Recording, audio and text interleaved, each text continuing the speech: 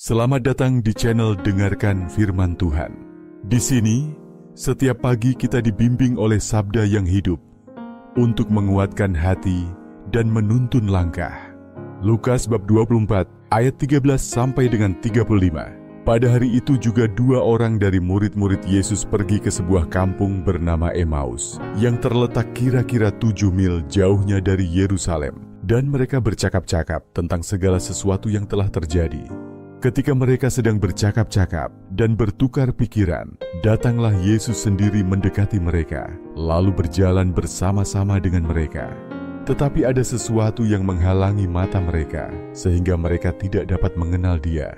Yesus berkata kepada mereka, "Apakah yang kamu percakapkan sementara kamu berjalan?" Maka berhentilah mereka dengan muka muram.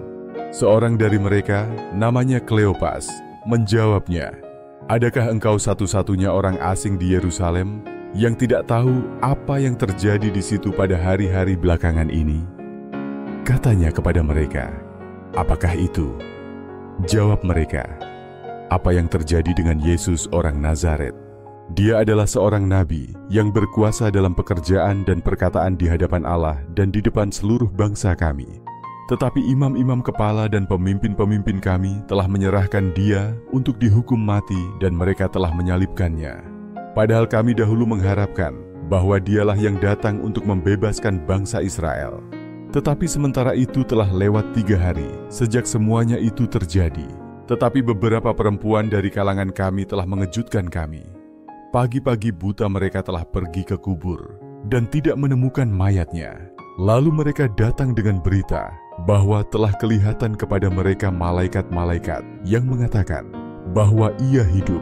Dan beberapa teman kami telah pergi ke kubur itu dan mendapati bahwa memang benar yang dikatakan perempuan-perempuan itu, tetapi Dia tidak mereka lihat.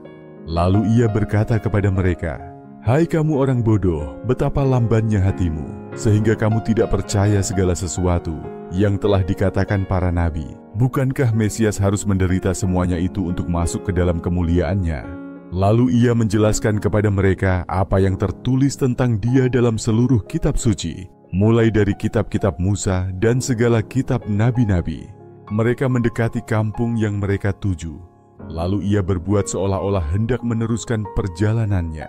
Tetapi mereka sangat mendesaknya, katanya, "Tinggallah bersama-sama dengan kami, sebab hari telah menjelang malam dan matahari hampir terbenam."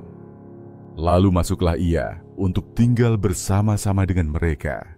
Waktu Ia duduk makan dengan mereka, Ia mengambil roti, mengucap berkat, lalu memecah-mecahkannya dan memberikannya kepada mereka.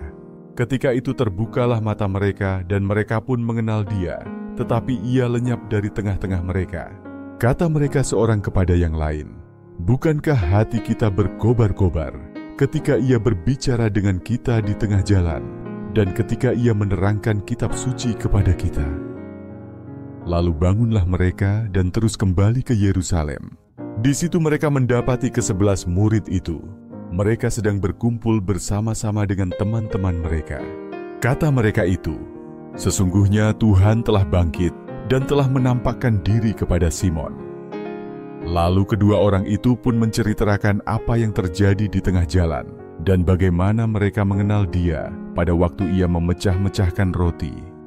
Kalau renungan ini memberkati kamu, jangan lupa klik like, subscribe, dan bagikan ke teman-temanmu agar lebih banyak orang mengalami kuasa kebangkitan Yesus.